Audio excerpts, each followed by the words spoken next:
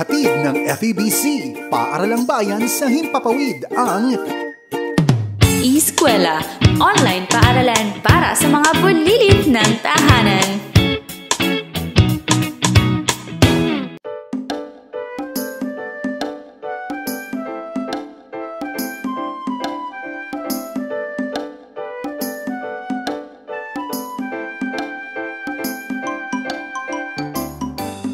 Halina, halina, matuto sa eskwela, wika at siyensya.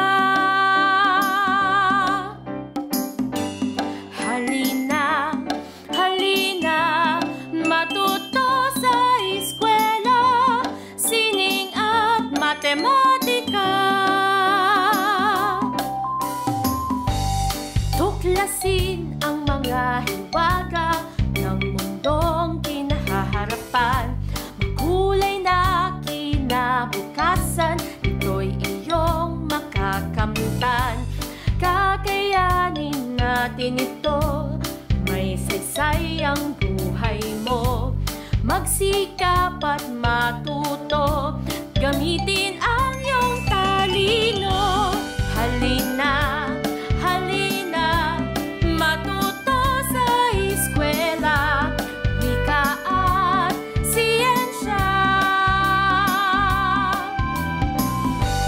Halina, halina, matuto sa eskwela, sining at matematika.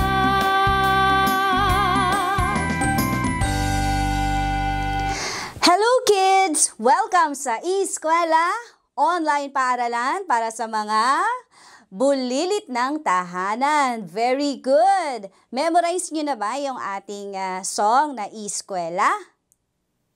Sana memorize na ninyo para habang tumutugtog ang kantang Eskwela at kumakanta si Coach Miko ay nakakasabay na rin kayo. Kumusta ba kayo mga kids? Nakakain na ba? Nakapagmeryenda na ba? Aba, very good. Yung iba, nakainom na ba ng tubig? Oo, ngayon lang naalalang iinom ng tubig. O sige, inom muna kayo ng tubig. Yan, very good. Dahil ang pag-inom ng tubig ay mahusay sa katawan. At sabi nga ng mga eksperto, ng mga health expert, dapat ang mga bata ay iinom ng tubig. Mas maraming tubig.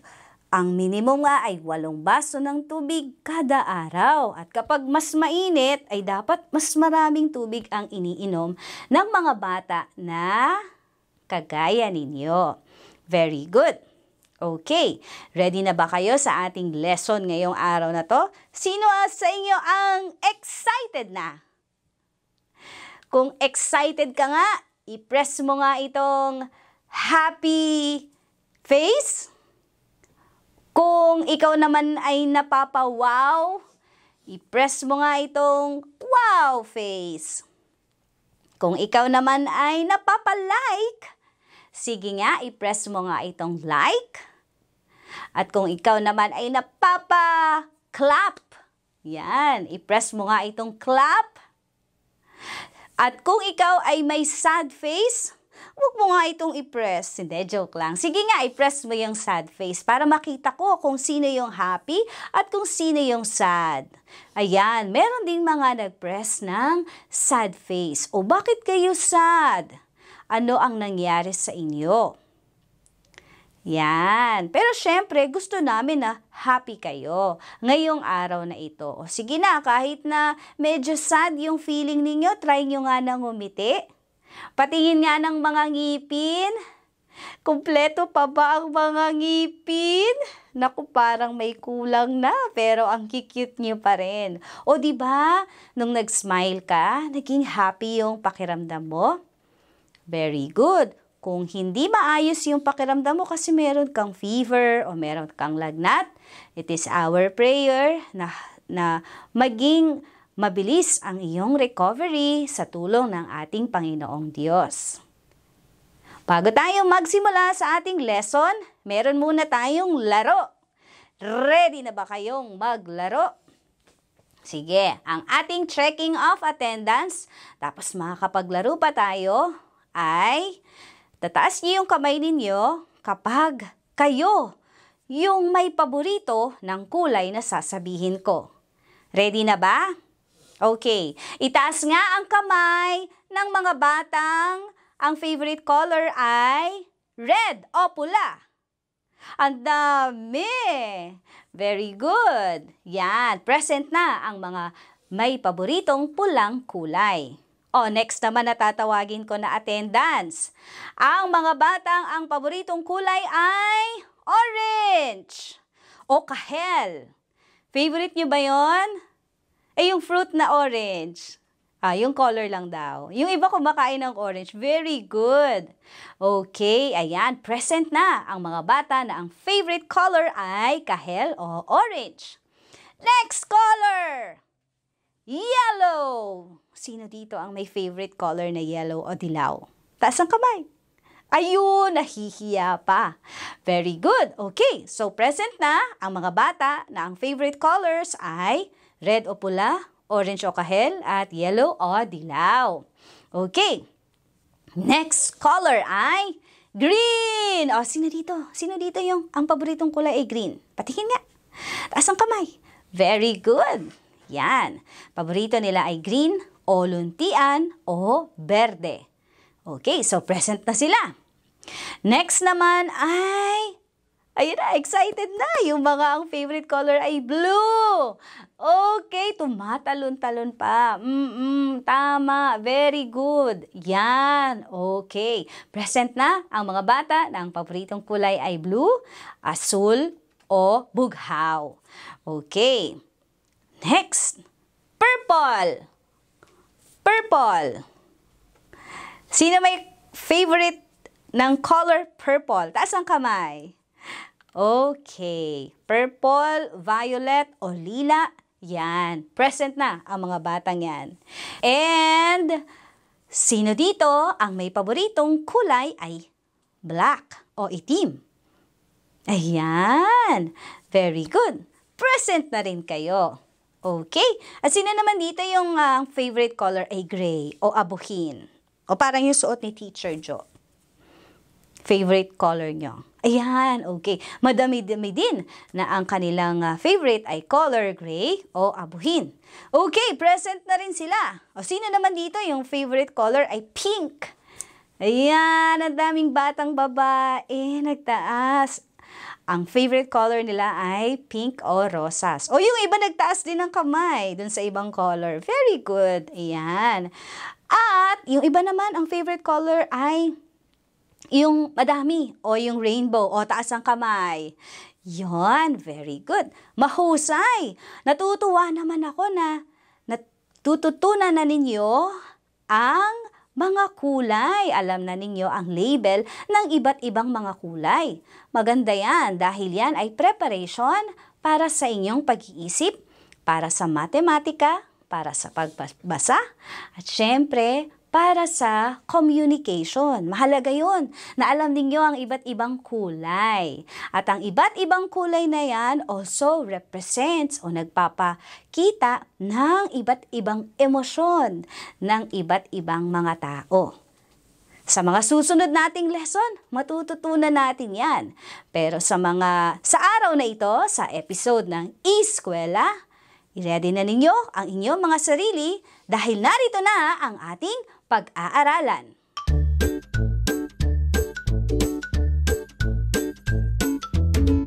Isa sa pinakamahalaga nating pangangailangan, mga bata, ay ang tirahan. Ito ay nagsisilbing proteksyon laban sa init o lamig. Nagsisilbi rin itong pahingahan pagkatapos ng mahabang oras ng trabaho o pag-aaral. Mahalaga sa atin ang ating tahanan. At sa araling ito, matututunan mo ang katangian ng isang malusog na tahanan. Welcome sa ating online lesson ngayong araw na ito.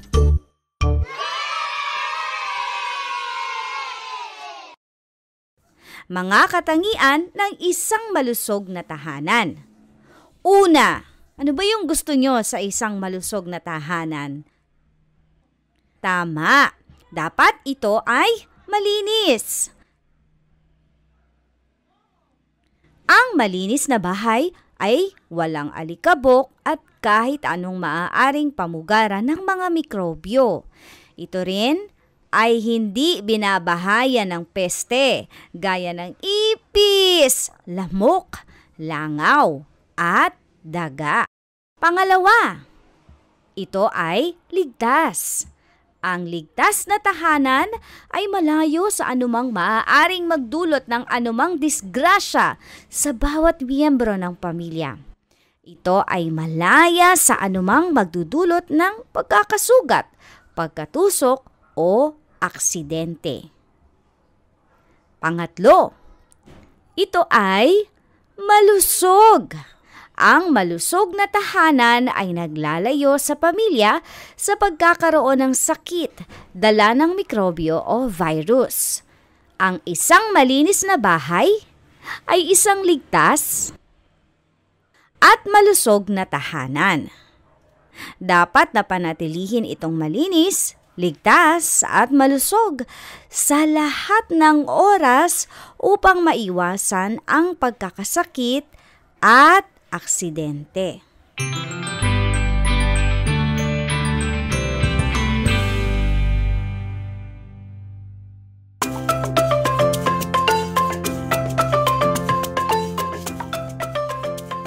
Okay, sa mga oras na ito, isusulat mo ang happy face kung ito ay nagpapakita ng isang malusog na tahanan at sad face naman kung hindi.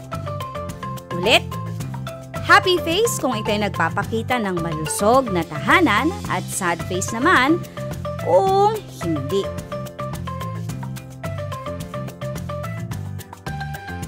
Una, kusina na puno ng pinagkainan.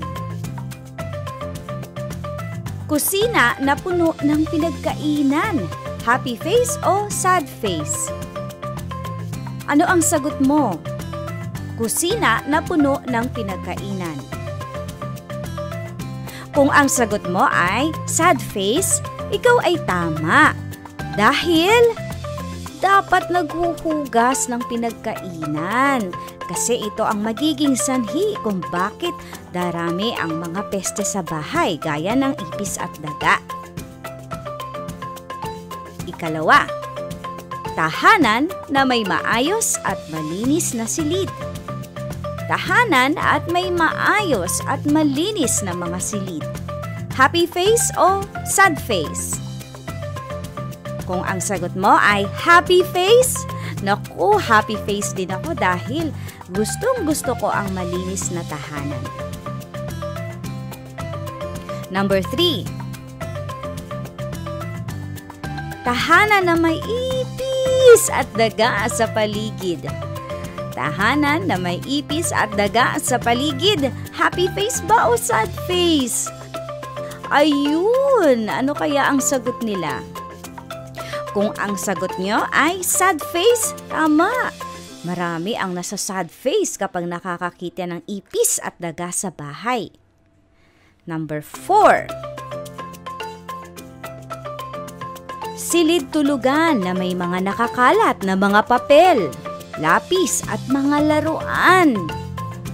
Silid tulugan na may mga nakakalat na mga papel, lapis at mga laruan. Happy face ba yan o sad face? Kung ang sagot nyo ay sad face, check ka. Dapat ay inililikit ang mga papel, lapis at mga laruan para hindi nakakalat sa silid tulugan. Panglima, tahanan na ang mga miyembro ng pamilya ay masisigla. Happy face o sad face? Kung ang sagot mo ay happy face, ikaw ay check. Dahil masaya ang tahanan na mayroong miyembro na masisigla. Pang-anim, isaayos ang mga damit sa kabinet. Isaayos ang mga damit sa cabinet. Happy face o sad face? Kung ang sagot mo ay happy face, tama ka. Dapat na isaayos ang mga damit sa cabinet. Kaya kids, dapat tulungan ang mga magulang sa pag-aayos ng mga damit sa cabinet, ha? Ikapito, pulutin ang mga kalat. Itapon ito sa tamang lagayan. Pulutin ang mga kalat, itapon ito sa tamang lagayan. Yan ba'y happy face o sad face? Kung ang sagot mo ay happy face, ikaw ay tama. Marami ang mapapa-happy face sa'yo kapag pinupulot mo ang mga kalat at itatapon sa tamang lagayan. Ikawalo, panatilihin ang mga kalat sa mesa. Panatilihin ang mga kalat sa mesa. Happy face ba o sad face? Kung ang sagot mo ay sad face, tama ka. Ang sagot ay hindi dapat pinapanatili ang mga kalat sa mesa. Very good. Ikasyam, alisin ang mga bagay na hindi kailangan. Alisin ang mga bagay na hindi kailangan. Happy face o sad face? Kung ang sagot mo ay happy face din ako dahil dapat inaalis ang mga bagay na hindi kailangan. At panghuli, ilagay ang mga kasangkapan sa tamang lugar. Ilagay ang mga kasangkapan sa tamang lugar. Happy face o sad face? Kung ang sagot mo ay happy face, ikaw ay tama.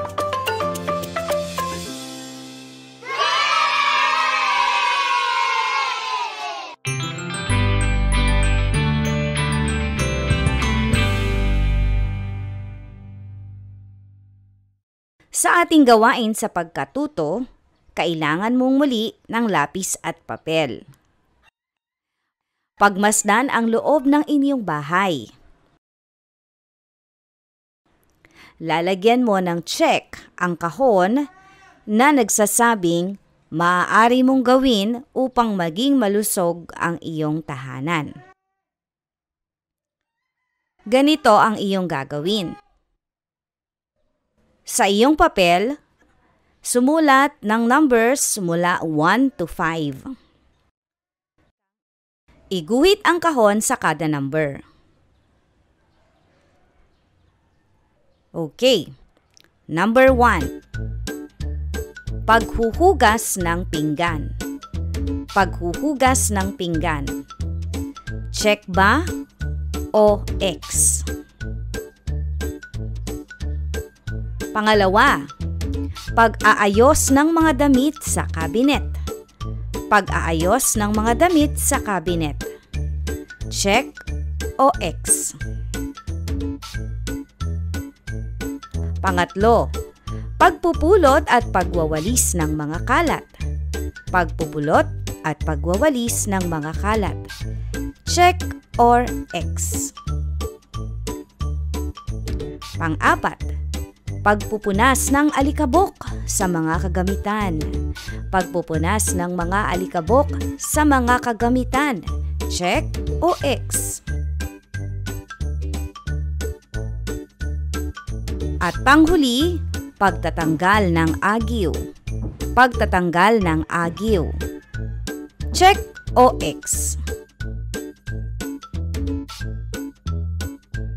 Sa kabuuan, kung pagmamasdan ninyo ang inyong mga sagot, ang lahat ng yan ay pwedeng gawin para maging malusog ang inyong tahanan. Kaya kids, dapat tumulong kayo ha. Una, sa paghuhugas ng pinggan, pag-aayos ng mga damit sa kabinet, pagpupulot at pagwawalis ng mga kalat, pagpupunas ng alikabok sa mga kagamitan, at pagtatanggal ng agiw.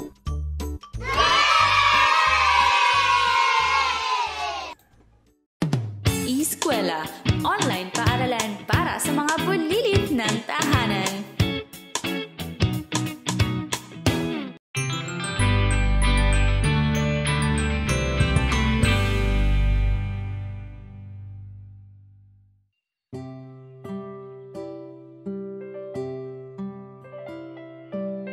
Madalas ka bang makaramdam ng pang-aapi o yung pang-aasar? Pakinggan mo ang aral sa kwento natin ngayong araw. Sa isang farm, may maliit na asno na laging pinagtatawanan. Tinatawag siyang lampa at hindi makatakbo ng mabilis dahil sa kanyang kaliitan.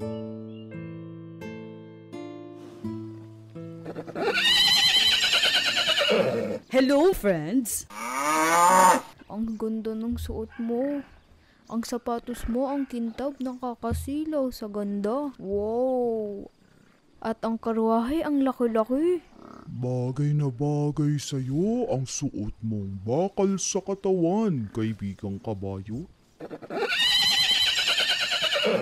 Salamat sa inyo. Kaibigan talaga kayo. Oh, saan bang lakad mo, kaibigang kabayo? At napakaganda ng ayos mo. Hay nako, asno. Huwag mo nang itanong at baka mainggit ka na naman. Saan nga ang lakad mo, kaibigang kabayo? Simple lang naman. Ako ay susunduin mamaya ng isang katiwala. Nya! Sasakyan daw ako ng isang hari. Yung pinakamayabang hari sa kabilang bayan. Kaya, kitang-kita nyo naman, suot pa lang at karwahe. Mukha ng mayaman. Oo nga, kaibigang kabayo. Napakapalad mo naman at ang husay mo para piliin ka ng hari. Siyempre, tingnan nyo naman ang tayo ko. Very confident. Ano ba yung itsura mo, asno? Lagi ka lang nakayuko at nasa isang gilid nakapwesto. Bilis-bilisan mo naman ang kilos mo. Hindi mo ako gayahin. Isang malaking kabayo. Mabilis akong tumakbo. Halika, maghabulan tayo! Bilis!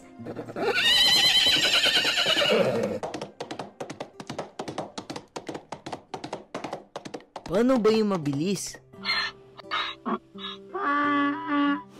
Ganito ba? Kumain ka ng isang sakong damo. Bibilis kang lumaki. Oo nga, bakit hindi ka gumaya sa amin? Ako si Kalabaw, napakasipag ko. Baw. Ako ang katulong ng boss ko na magsasaka sa araw-araw. Nagiging madali para sa kanya ang pagtatanim at kahit na ang pag-ani dahil kasama niya ako palagi. Kahit gaano katindi ang sikat ng araw, walang atrasan sa trabahong pangmalakasan. O naman, halos bahay ang daladala. Kasama ako ng boss ko kahit saan siya magpunta. Dala ko ay bigas, mga kagamitan, kahit ng paninda. Kasi hindi ako madaling mapagod at laging handang lumakad. Araw-araw, lagi siyang pinapansin ng ibang mga hayop gaya ng baka, kabayo at kalabaw.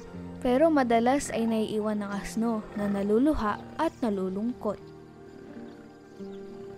Oh, lampa! Lampa! Oh, lampa! Lampa! Lampa! Pasensya na kayo. Hindi man kalaki ang katawan ko, hindi man sinlakas at singkising ng sa inyo, handa naman akong tumulong sa boss ko. Balang araw, pag malaki na ako, naniniwala akong magiging kagamit-gamit din ako. Sa ngayon, ganito muna ako. Ang lahat ng kaya kong gawin muna, ang aking sinusubukan.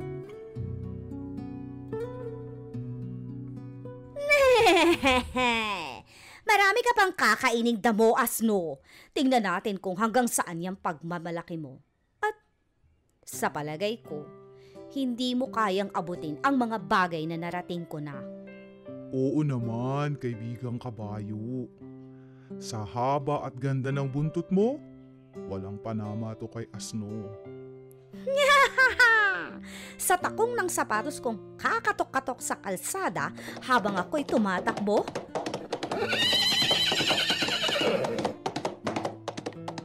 Sa patugulan na lang sa sakahan, baka sumuko ang maliit mong katawan. Sa kulay ng balat mong maputla, maraming sikat ng araw ang iyong kailangan. Opo, tatandaan ko po ang inyong mga payo, kaibigang baka, kalabaw at kabayo. Balang araw, kapag lumaki na po ko, susundin ko po ang mga sinabi ninyo.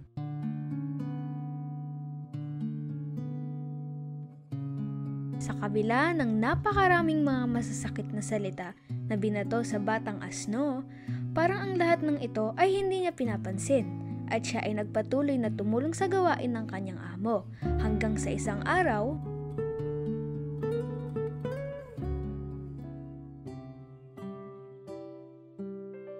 Kaibigang kabayo, baka at asno, narinig ba niyo ang usap-usapan?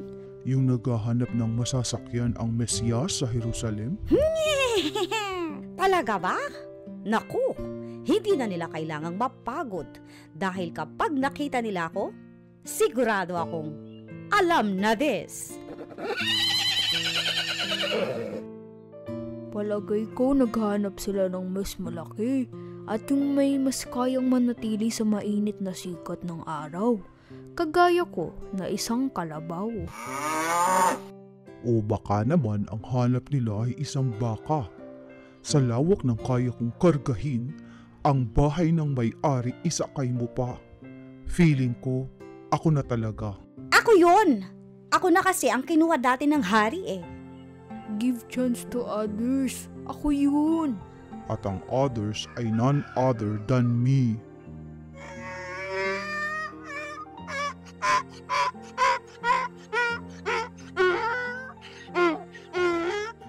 Teka po, saan niyo po ako dadalhin? Naku, hindi ko po alam kung kakayanin ko po. Pero sige po, susubukan ko po. Ikaw? Laking gulat ng magkakaibigang kalabaw, baka at kabayo nang pinili ng lalaki na masasakyan ng Mesiyas sa Jerusalem para sa kanyang triumphant entry ay ang asno. Pinili ni Jesus ang humble asno dahil ito ang sumisimbolo ng kapayapaan. Dumating si Kristo sa sanlibutan, alay ang kapayapaan para sa pangkalahatan.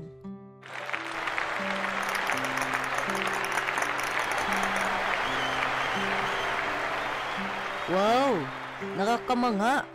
Ang lahat ay umuyuko at nagbibigay pugay sa kanya. Ang lalaking nakasakay pala sa akin ay ang hari ng mga hari. Salamat po, Jesus!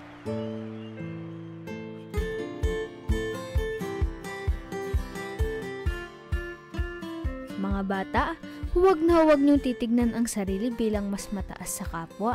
Lagi niyong tandaan na mahal ni Jesus ang mga batang mayroong humble heart. Hindi natutuwa ang Diyos sa batang nangahamak ng kapwa-bata o nambubuli. Sabi nga sa Mateo chapter 23 verse 12, ang nagmamataas ay ibababa at ang nagpapakumbaba ay itataas.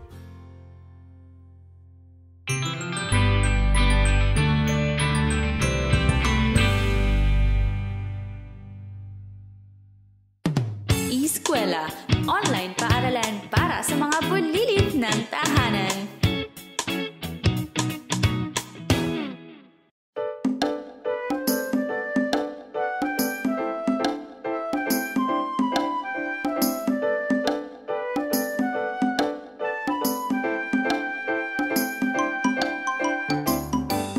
Halina, halina, matuto sa eskwela, wika at siyensya. Halina, halina, matuto sa eskwela, sining at matematika. Tuklasin ang mga hiwaga ng mundong kinahaharapan. Magkulay na kinabukasan, ito'y iyong makakamtan. Kakayanin natin ito, may saysay ang buhay mo. Magsikap at matuto, gamitin ang iyong talino. Halina, halina, matuto sa eskwela, wika at siyensya.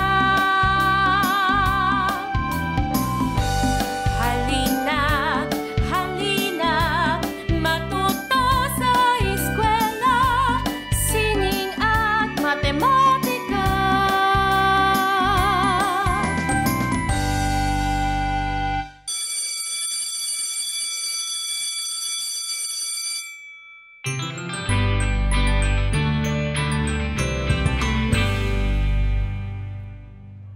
tubig ay tipirin.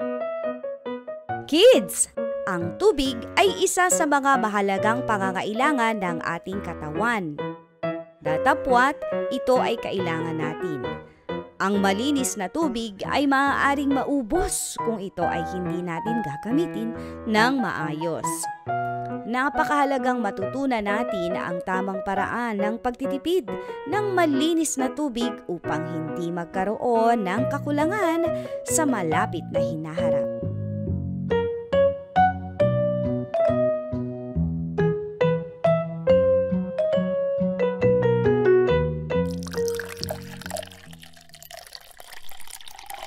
Sa araling ito, matututunan mo ang mga paraan ng pagtitipid ng tubig. Kids, ano-ano nga ba ang mga pamamaraan ng pagtitipid ng tubig? Una, gumamit ng balde at tabo sa paliligo. Gumamit ng balde at tabo sa paliligo sa paglilinis at pagdidilig. Pangalawa, isarado ang gripo kapag hindi ito ginagamit. Kapag kayo ay nagsisipilyo, dapat ang gripo ay nakasara. At gumamit ng baso para hindi natatapon ang tubig. Ikatlo, gamitin ang pinagbanlawan na pambuhos o panlinis ng palikuran. Gamitin ang pinagbanlawan na pambuhos o panlinis ng palikuran. Ikaapat, kumuha lamang ng sapat na tubig na iinumin o gagamitin. Kumuha lamang ng sapat na tubig na iinumin o gagamitin.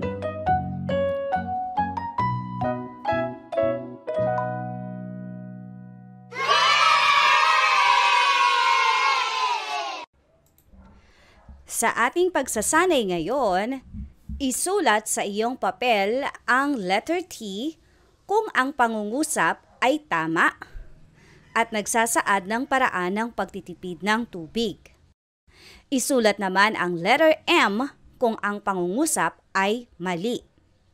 Again, isulat ang letter T sapat lang kung ang pangungusap ay nagsasaad ng tama o tamang paraan ng pagtitipid ng tubig.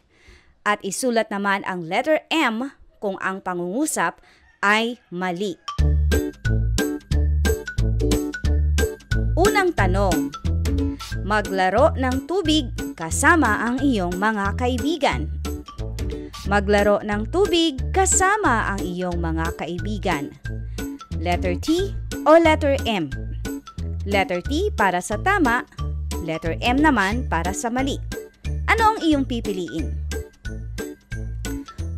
Kung ang sagot mo ay letter M, ikaw ay tama. Mali na maglaro ng tubig dahil ito ay nakapagsasayang ng supply ng tubig. Number 2. Isarado ang gripo habang nagsasabon ng kamay.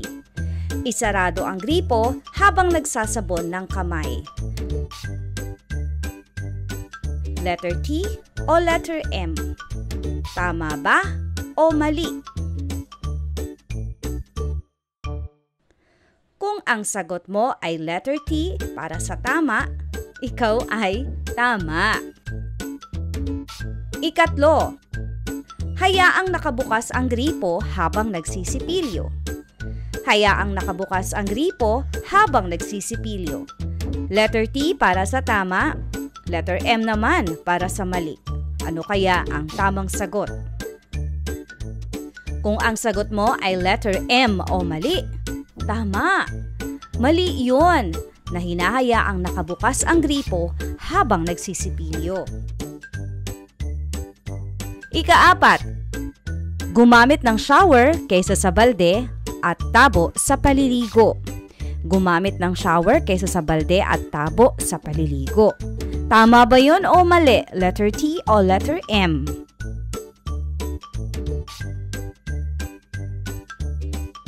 Kung ang sagot mo ay letter M, ikaw ay tama. Mali na gumamit ng shower kaysa sa balde at tabo sa paliligo dahil mas maraming nauubos na tubig sa shower kaysa gagamit ka ng balde at tabo. Ikalima, gamitin ang pinagbanlawan ng labahing damit na panglinis sa palikuran. Gamitin ang pinagbanlawan ng labahing damit na panlinis sa palikuran. Letter T o letter M? Tama ba o mali? Kung ang sagot mo ay letter T o tama, ikaw ay correct. Very good mga bata!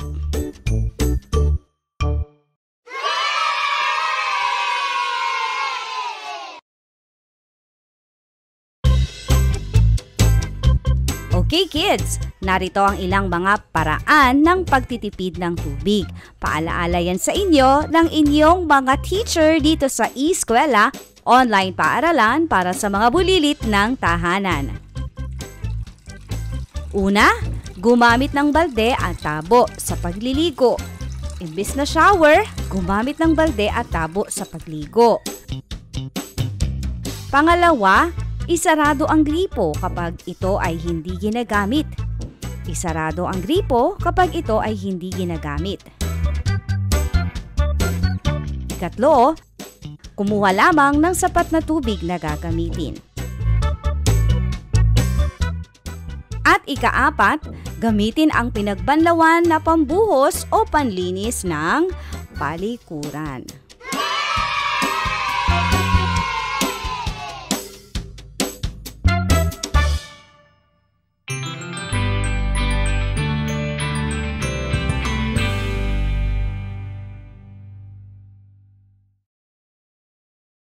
Ang hangin.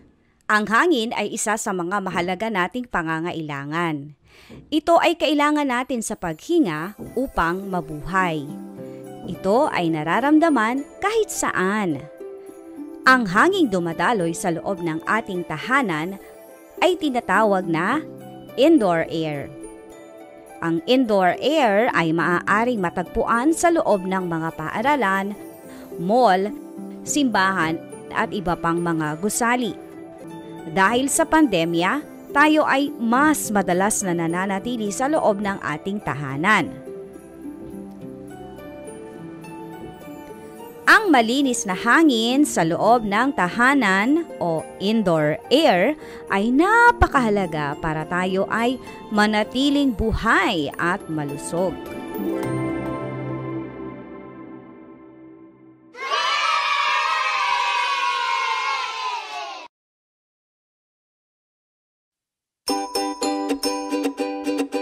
Kids, ano-ano nga ba ang epekto ng malinis na indoor air sa ating kalusugan?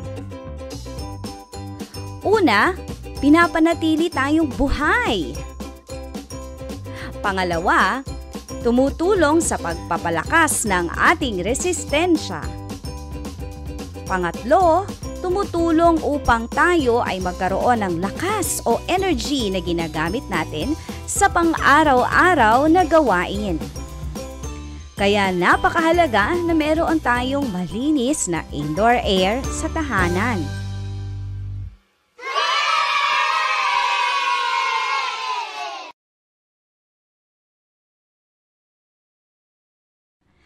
Ano naman daw ang epekto ng maruming indoor air sa ating kalusugan? Ang mga epekto nito, paghina ng puso at ng baga. Pangalawa, pagkakaroon ng iritasyon o allergy sa ilong at sa mata. Pangatlo, pagkakaroon ng sakit tulad ng hika. At pang-apat, hirap sa paghinga.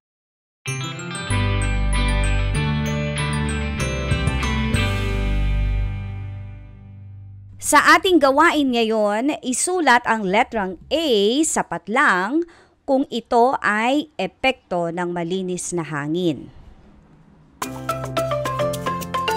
Isulat ang letrang A, sapat lang, kung ang babasahin ko ay epekto ng malinis na hangin. Isulat naman ang letrang B, kung ang epekto ay mula sa maruming hangin. Isulat ang iyong sagot sa papel.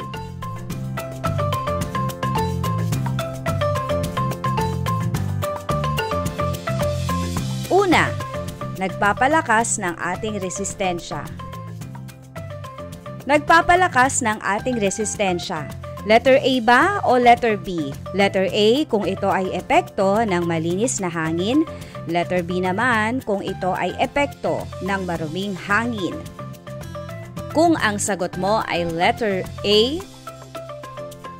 epekto ng malinis na hangin, ikaw ay tama. Ikalawa, humihina ang puso at baga. Iyan ba ay epekto ng malinis na hangin? Letter A. O epekto ng maruming hangin? Letter B. Kung ang sagot mo ay letter B, epekto ito ng maruming hangin, kaya humihina ang puso at baga, tama ang iyong sagot. Ikatlo, pinapanatili tayong buhay. Pinapanatili tayong buhay. Ito ba ay letter A o letter B? Letter A kung ito ay epekto ng malinis na hangin o letter B, epekto ng maraming hangin. Kung ang sagot mo ay letter A, epekto ng malinis na hangin, ikaw ay tama. Ikaapat, ito ay nagbibigay lakas. Ito ay nagbibigay lakas. Epekto ba ito ng malinis na hangin, letter A, o letter B naman, epekto ng maraming hangin? Kung ang sagot mo ay letter A, epekto ng malinis na hangin, ikaw ay tama. Panghuli, nahihirapang huminga. Nahihirapang huminga. Letter A kung ito ay epekto ng malinis na hangin o letter B naman kung epekto ito ng maruming hangin. Kung ang sagot mo ay letter B, epekto ng maruming hangin, ikaw ay tama.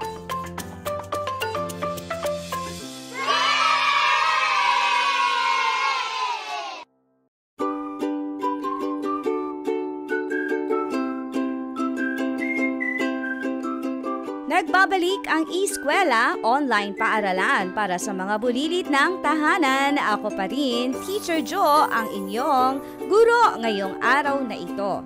Sa pagpapatuloy ng ating lesson patungkol sa malinis na hangin, narito ang ating gawain.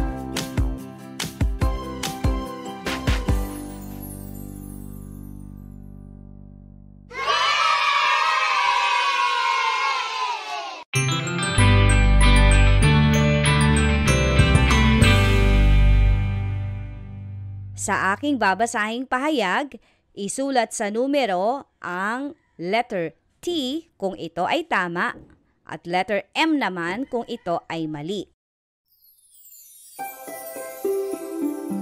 Unang tanong, kayang mabuhay ng tao na walang hangin? Kayang mabuhay ng tao na walang hangin? Letter T o letter M? Tama o mali? Kung ang sagot mo ay letter M, tama ka. Hindi kayang mabuhay ng tao na walang hangin. Kaya kids ha, wag na wag niyong kakalimutang huminga. Wag na wag niyong susubukan na hindi hihinga dahil nakasasama yan sa inyong kalusugan. Ikalawa, ang maduming hangin ay mabuti sa kalusugan. Ang maduming hangin ay mabuti sa kalusugan. Letter T o letter M? Kung ang sagot mo ay letter M, mali, tama ka. Mali ang pahayag na ang maduming hangin ay mabuti sa kalusugan. Ikatlo, nagpapalakas ng resistensya ang malinis na hangin. Nagpapalakas ng resistensya ang malinis na hangin. Is it letter T para sa tama o letter M para sa mali? Kung ang sagot mo ay letter T o tama, ikaw ay correct. Number 4. Mahirap huminga kapag malinis ang hangin. Mahirap huminga kapag malinis ang hangin. Letter T para sa tama, letter M para sa mali. Anong sagot?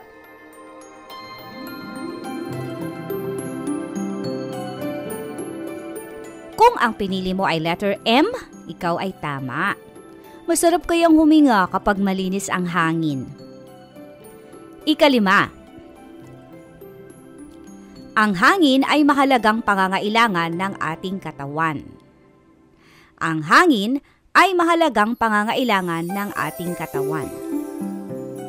Letter T o letter M?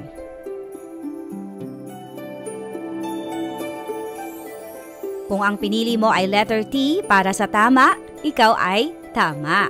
Very good, kids!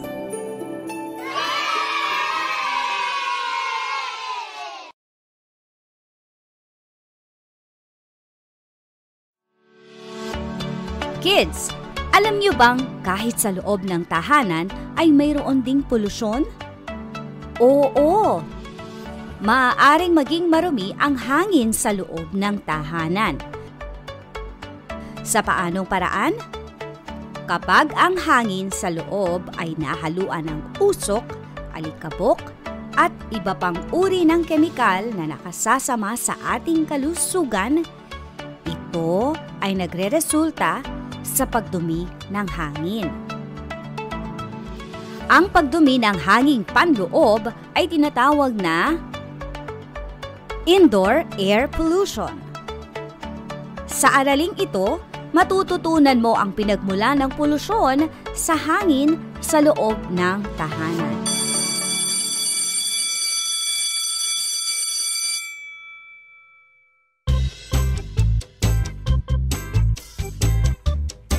Ano-ano nga ba ang mga pinagmumula ng polusyon ng hangin sa loob ng tahanan? Kids, nagtataka ba kayo na kahit sa loob ng bahay ay pwedeng magkaroon ng polusyon sa hangin? Ano-ano nga ba ang pwedeng pagmula ng polusyon sa hangin sa loob ng tahanan? Usok mula sa pagluluto.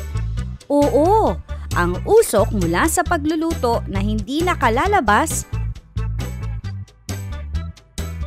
ay sumasama sa hangin at nagdudulot ng polusyon sa loob ng bahay.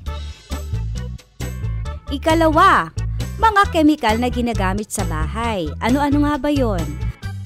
Pamatay insekto o insecticides, bleach, pabango. Ang mga insecticide, pabango at mga kemikal na ginagamit sa bahay gaya ng bleach, naglalaman yan ng nakalalaso na kemikal na maaaring humalo sa hangin na iyong hinihinga. Ikatlo, alikabok, dumi at mikrobyo mula sa mga madudumi at di nalilinisang gamit sa bahay. Kahit na yon, ang hindi palagi ang paglilinis, kids, ng mga kagamitan sa bahay ay nagreresulta sa pagkaipon ng dumi at alikabok. Yan din ang nagiging sanhi kung bakit madalas kayong nababahing o kaya nangangati ang lalamunan o kaya naman ay nauubo. Ikaapat, pintura. Ang pintura ay naglalaman din ng kemikal na humahalo sa hangin na nakasasama sa kalusugan. Diba kapag bagong pintura ang bahay? Masakit sa mata, masakit sa ilong? Ibig sabihin niyan, merong kemikal na nakapagdudulot ng polusyon sa hangin. Ikalima, usok mula sa pagsisiga ng mga papel at dahon. Alam niyo ba na ang usok mula sa pagsisiga ng papel at mga dahon na laglag sa puno sa labas ay maaaring makapasok din sa loob ng tahanan at yan naman ay magdudulot rin ng pagdumi ng hangin sa loob ng inyong bahay. Ano-ano ba ang pwedeng gawin para makalabas ang polusyon sa loob ng bahay? Pinakamainam na gawin ay ang paglilinis at syempre, panatilihing bukas ang mga bintana para well-ventilated ang inyong bahay.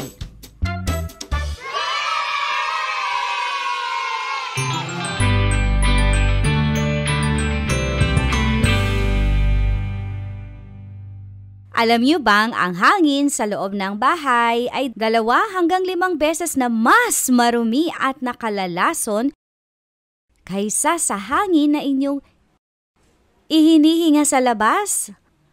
Oo, mas marumi ang hangin sa loob ng bahay kaysa sa labas.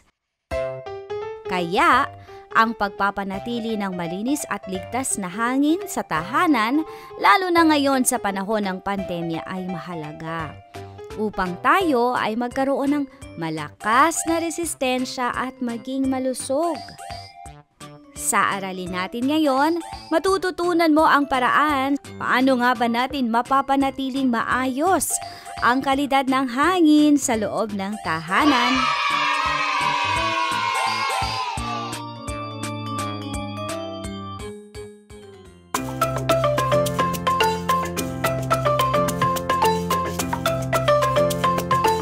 Narito ang ilang mga paraan. Una, maglagay ng mga halaman sa loob ng tahanan. Tama, maglagay ng halaman sa loob ng tahanan. Pangalawa, linisin ang kagamitan upang di ito pamugaran ng dumi at alikabok. Kaya mahalaga na dapat madalas naglilinis at nagpupunas. Ikatlo, alisin ang mga agiw at walisin ang mga kalat na maaaring pamugaran ng mikrobyo. Alisin ang mga agiw at walisin ang mga kalat na maaaring pamugaran ng mikrobyo. Ika-4, ilabas ang basura at itapon sa tamang lalagyan araw-araw. At pang-5, buksan ang mga bintana upang makadaloy ang hangin.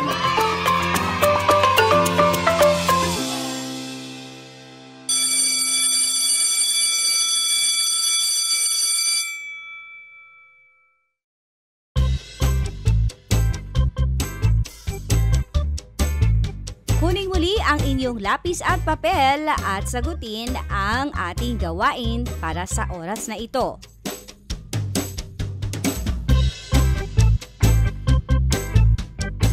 Piliin ang letra ng tamang sagot. Handa ka na ba? Una, saan karaniwang namumugad ang dumi at alikabok? Saan karaniwang namumugad ang dumi at alikabok? Letter A, sulok ng tahanan. Letter B, mga nakatagong lalagyan. Letter C, loob ng aparador. O letter D, loob ng palikuran o banyo. Saan karaniwang namumugad ang dumi at alikabok? Letter A, sulok ng tahanan. Letter B, mga nakatagong lalagyan. Letter C, loob ng aparador. O letter D, loob ng palikuran.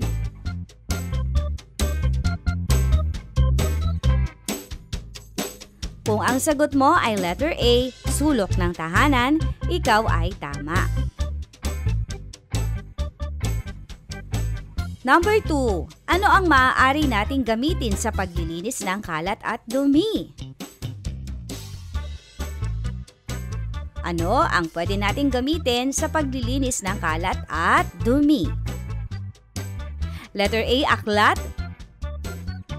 Letter B, balde. Letter C, tubo. O letter D, walis. Letter A, aklat. Letter B, balde. Letter C, tubo. O letter D, walis.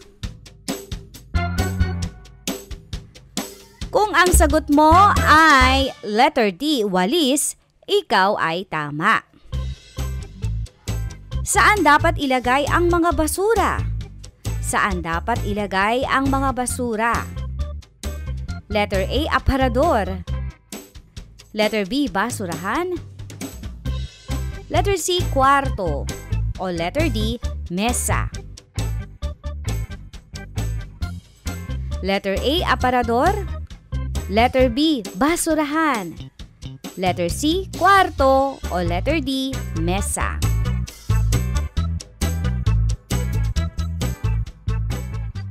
Kung ang iyong sagot ay letter B, basurahan, tama naman.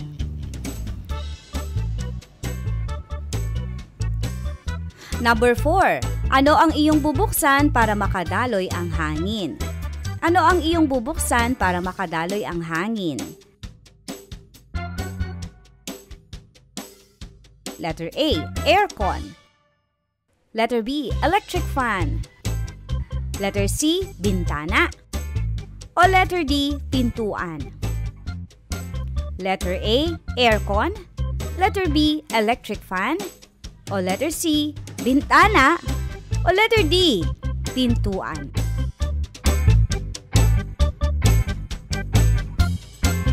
Ang tamang sagot ay letter C. Alin sa mga sumusunod ang makatutulong upang maging malinis ang hangin sa loob ng tahanan? Alin sa mga sumusunod ang makakatulong upang maging malinis ang hangin sa loob ng tahanan? Letter A, alikabok. Letter B, halaman. Letter C, dekorasyon. O letter D, pintura. Letter A, alikabok. Letter B, halaman. Letter C, dekorasyon. O letter D, pintura. At ang tamang sagot ay letter B, halaman. Very good.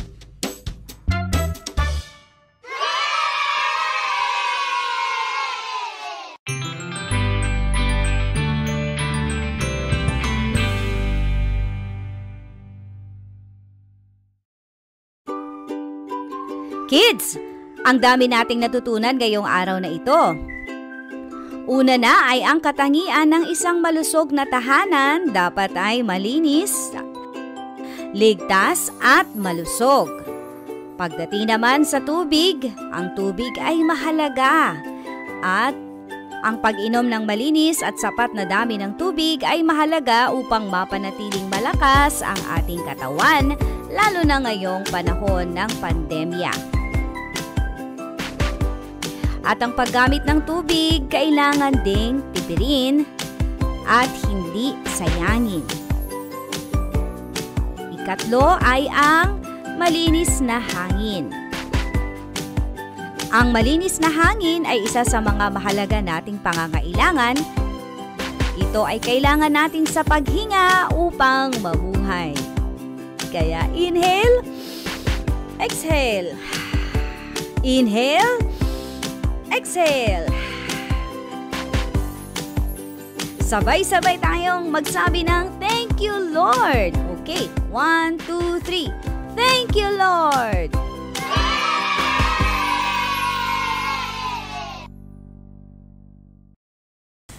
Naku, ang bilis naman ng oras. Dumating na tayo agad sa pagtatapos ng ating lesson. Marami ba kayong mga natutunan, kids? Ano-ano ang mga natutunan ninyo ngayong araw na ito? Parinig nga! Mahusay! Ang dami ninyong na-pick up ng mga lesson. Yan naman yung prayer ng aming puso dito sa Eskwela Online Paaralan para sa mga bulilit ng tahanan na kayo ay may maiuwing lesson sa kada episode na pinapakita namin dito. At, syempre, ang pinakamahalagang lesson din ay yung dapat na isa sa puso at na isa sa isip. Pinakamahalaga na meron tayo, ang bawat bata at ang lahat na tao ay may takot sa Diyos. Paalaala nga sa atin sa Proverbs 3 verse 5 to 6, trust in the Lord with all your heart and lean not on your own understanding. In all your ways, submit to Him and He will make your path straight. Maganda na tayong mga bata, kayong mga bata ay sumusunod sa payo, sa disiplina ng inyong mga magulang kasi sila yung mas may alam, mas may karanasan at kapag kayo ay mga itinutuwid nila sa mga maliliit na bagay o kaya sa malalaking bagay, halimbawa sasabihin ng magulang mo, Tama na muna yung paglalaro sa yung cellphone o tablet o kaya computer o kaya yung pagkikipaglaro sa labas o nasusobrahan ka na, baka mapagod ka na, kailangan mo naman ng panibagong gawain. Kailangan mo na naman ng panibagong focus. Makikinig dahil yan ay bahagi ng pagdidisiplina sa atin ng ating mga magulang. At kapag kayo mga bata ay natutunan ninyo ang tamang disiplina, paglaki ninyo, hindi nyo na makakalimutan yan. Yan ay maisa sa puso at maisa sa isip rin ninyo. At pagdating na kayo ay maging mga magulang na, ganun din ang gagawin ninyo sa inyong mga anak. Ako si Teacher Jo Cabrera Alabastro, ang iyong guro dito sa Eskwela Online Paaralan para sa mga bulilit ng tahanan. Hanggang sa muli! Eskwela Online Paaralan para sa mga bulilit ng tahanan.